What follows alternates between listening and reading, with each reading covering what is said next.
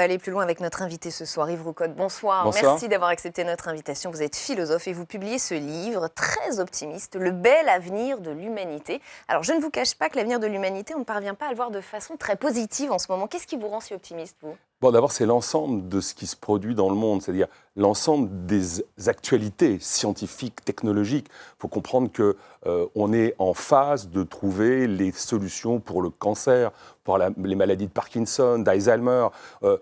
Les gens ne se rendent pas compte de l'explosion scientifique qui est en face de nous. Par exemple, la vieillesse, la mort même est considéré comme un problème, un accident, plus une nécessité. On a, au niveau des nanotechnologies, des biotechnologies, quelque chose de fantastique, donc, que je raconte dans le livre, vraiment avec les détails, les maladies qui vont disparaître, etc. Ces petits nano-swimmers, on imagine des toutes minuscules petites bestioles, enfin, cette sorte de nanorobots qui vont venir dans les cellules cancéreuses, qui vont exploser les cellules cancéreuses, d'autres petits nanorobots qui vont venir mettre leurs médicaments pour les détruire. C'est un monde fantastique. Alors, sur ce plan-là, peut-être, mais ça ne vous a pas échappé que la France était en colère en ce moment. On a vu dans le sujet de Sandra une colère contre les taxes au départ, une colère beaucoup plus profonde aujourd'hui qui touche maintenant nos institutions. Ça va assez loin. Est-ce qu'elle vous paraît légitime, cette colère, tout de même ? Oui, tout à fait, tout à fait. Je pense que, ce qui est légitime, c'est la forme d'organisation. Là encore, parce que les gens, si vous voulez, je vois Harari, par exemple, qui ne comprend pas très bien ce qui se passe au niveau scientifique, et puis qui, alors, au niveau social, ne comprend rien du tout. C'est-à-dire qu'en fait, c'est la même chose, quelque part, que ce qui se passe au niveau des sciences. On a l'explosion de l'informatique, l'explosion du numérique, l'explosion des réseaux sociaux. Twitter, Facebook, etc., etc. Donc, on a un nouveau mode de pensée de la politique qui arrive. Le problème du gouvernement Macron, c'est qu'il n'a pas compris cette explosion, cette nouvelle forme de démocratie qui est en train de naître. C'est-à-dire que, si vous voulez, on a opposé la démocratie représentative avec la démocratie, j'ai envie de dire, des réseaux sociaux, des forums sociaux, alors qu'en fait, l'avenir, c'est la conjonction des deux. C'est-à-dire qu'il ne s'agit pas d'annuler la démocratie représentative, mais il s'agit de s'appuyer sur les réseaux sociaux. J'entendais les débats, par exemple, sur les référendums. Un référendum, ça coûte cher, évidemment. Un référendum, on me dit, c'est compliqué. Mais ce n'est pas compliqué du tout. Il y a 88% des Français qui sont sur Internet. 88% des Français. Ils sont plus proches d'Internet que des urnes. Pourquoi est-ce qu'on n'organiserait pas, à titre indicatif, par exemple, des grands forums avec des votations par Internet, ça ne coûte rien ou quasiment rien, et on demandait aux gens ce qu'ils pensent. Par exemple, on aurait pu leur demander ce qu'ils pensaient de cette fameuse taxe, cette taxation. Et à ce moment-là, le gouvernement alerté, en voyant 70%, 80% des gens dire on est contre, il aurait reculé. On aurait pu imaginer, on peut imaginer demain, de faire voter les gens, non seulement de manière incitative, mais peut-être décisive, parce qu'évidemment, on ne va pas faire comme en Suisse, on ne peut pas faire comme en Suisse, ça coûterait trop cher, mais on peut à l'inverse demander aux internautes de voter, et les 10% qui n'ont pas Internet, de les aider à aller voter, comme on le fait. Vous semblez très positif sur Internet, vous semblez faire l'éloge de ces réseaux sociaux, de cette nouvelle forme de démocratie, mais les réseaux sociaux, vous l'avez vu, c'est aussi des fake news, c'est aussi beaucoup de haine, peut-être même des votes extrêmes, une forme de populisme, tout de même. Oui, bien sûr. Donc c'est pour ça que... C'est un bémol. Oui, mais c'est-à-dire qu'on est au début, on est à l'apprentissage. Le mouvement des Gilets jaunes, c'est un petit peu... Alors, on a eu le mouvement, d'ailleurs, du mariage pour tous, au départ, qui était déjà un peu l'annonce de ça. On a ce mouvement des Gilets jaunes, qui est, là aussi, un peu un nouveau mouvement de cela. Bien entendu, il y a des difficultés, mais...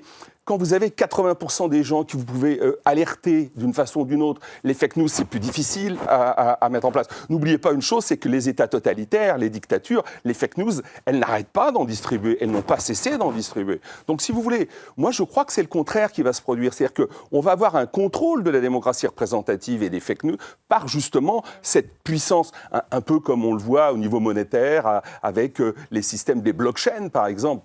C'est peut-être plus compliqué à en parler, mais qui, là aussi, vont limiter la corruption, vont limiter les vols, etc.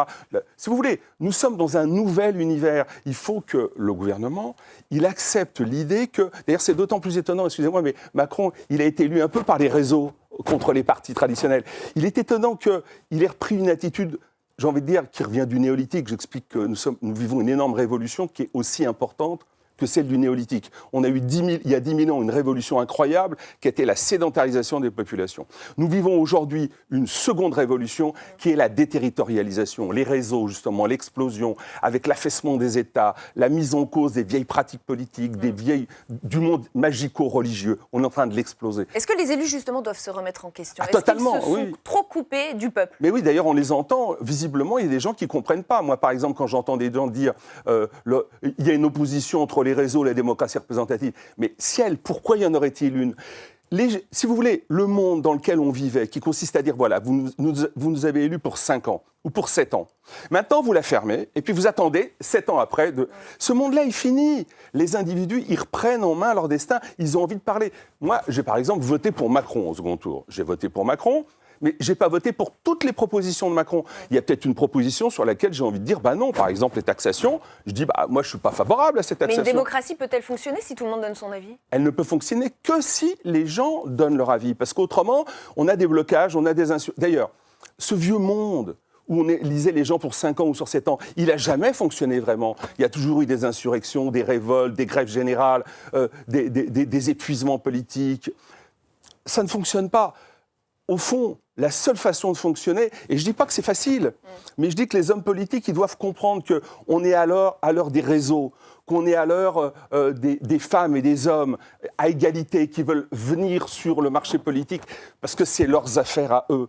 Et je veux dire, vous voyez, moi j'ai quelqu'un qui me dit, mais est-ce qu'on ne risque pas, avec ces référendums d'initiative populaire, par exemple, d'aller contre le mariage pour tous?